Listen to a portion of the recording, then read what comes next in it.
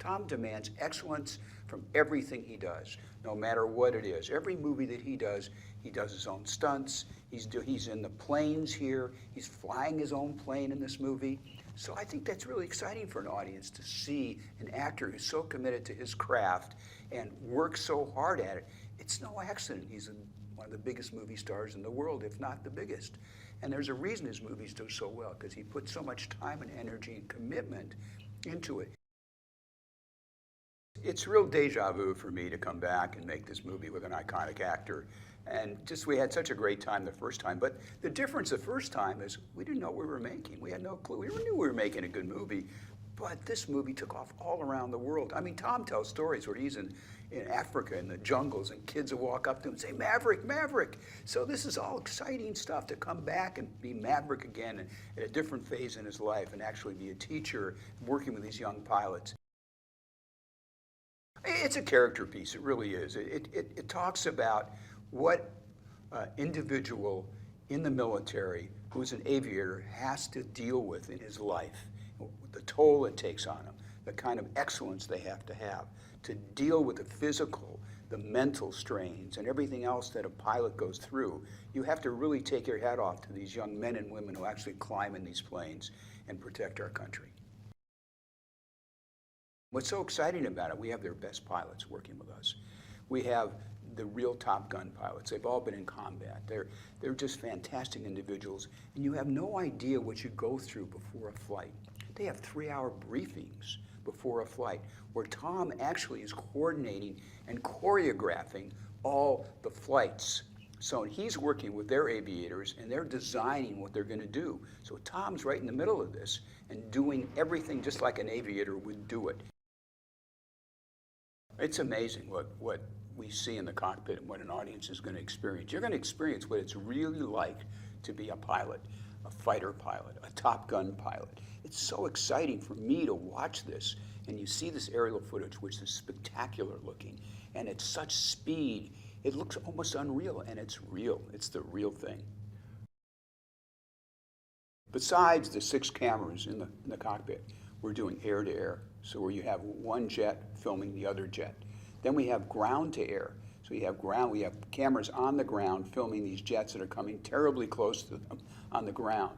And it's how close, even in the air, how our camera ship gets close to these monstrous planes that are flying, at 600, 700 miles an hour. So I think that's pretty exciting.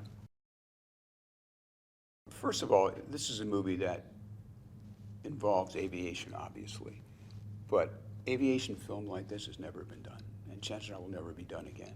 That's how accurate everything is that we do in the air, on the ground, about these pilots, about their lives. It's a spectacular character study about aviators and what they exactly feel and the stress they go through and the things they go through and how they have prepared themselves, and how we prepared this movie is extraordinary. I don't know if anybody will be able to do this again. Joe Kosinski, our director, what we went through to find a director to do this. And Joe had worked with Tom in the past, and Tom knew what an excellent director he was, how he's into the details. He's a techno whiz with everything. He's about character and story, and he's got this fantastic eye. I've been wanting to work with Joe for many years after I saw his first movie, how talented he is. And Tom picked up on that. And really, Joe had the makings of the idea that became the movie. I mean, he pitched the movie he saw in his head to Tom. Tom said, that's what I want to do. Claudio is our cinematographer, and just to mount those cameras, the technology, the things he had to figure out, the right kind of cameras, and work with the various different camera companies to make sure he got the right ones, and to make sure they're working every time you go up there. It's a lot of money. They better be working. He did a great job. He's got a great vision, a great eye. He's a master cinematographer. Well, I think Maverick carries on the legacy. Tom Cruise carries on the legacy. He's such a terrific actor and individual, and he works so hard, and he cares so much about the process, and he's involved in every aspect of it. He just doesn't show up on the set and say, remember his lines and go to work. He works tireless hours on the weekends, rehearsing, going over the script, bringing the cast in, making sure everybody's able to fly, we have ways where the actors actually start learning how to fly to take these G-forces, and he starts them in a prop plane, then he puts them in a jet, and then we put them in an F-18. So by the time they have the F-18, their body's getting used to handling these G-forces, which these pilots take years to do. Everybody has to go through a training for ejection, so it's quite a process to be an actor in this movie. Tom's an aviator. He's an excellent aviator, and he loves flying, absolutely loves it. He has his own plane, and he just, anytime he has free time, he's up in the air somewhere.